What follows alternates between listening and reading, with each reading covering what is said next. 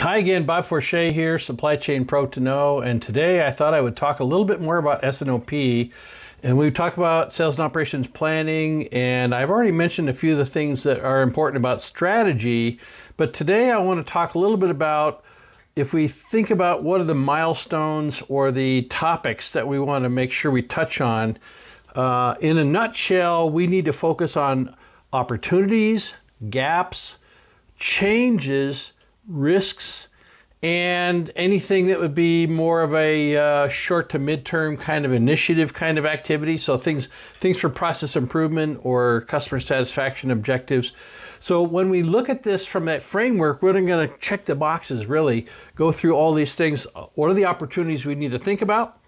What are the customer activities that we may not want to highlight or prioritize? We definitely need to look at any particular gaps in terms of short-term supply issues, risks that we might be facing, either known or unknown, and we need to start making some plans contingency for. And then, of course, any strategic changes in direction that we need to start implementing. So at the end of the day, it's a pretty standard framework.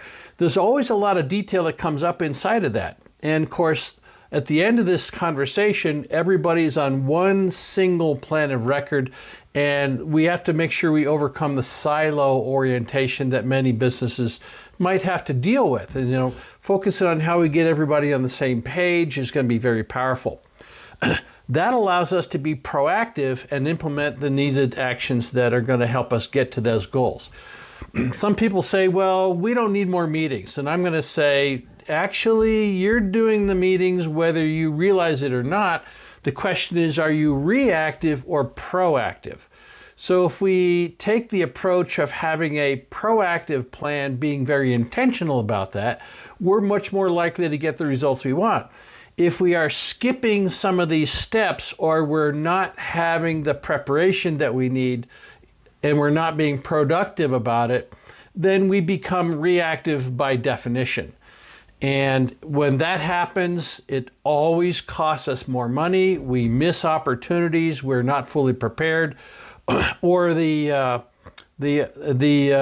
amount of effort that goes into following up after something takes place, because it's reactionary, ends up being very chaotic and very expensive. So there's a lot of validity to thinking about how to be more proactive and being very intentional about that. So that's the message I want to leave with you today. And if you're managing your S&OP with a very intentional approach, then you are doing proactive planning, and your performance on the daily basis is going to show that a lot. So I have a couple of Excel worksheets that I use to kind of measure a company's performance. If you're interested in seeing how that might look, I'd be happy to share it for you. It's free, it's very effective, and it gives you a couple of ideas about what that might look like. So that's my message today. I hope that is helpful for you. Drop me a line if you want to copy the evaluation exercise. Thank you again, Bob Forche, Supply Chain Pro to Know. Have a good day.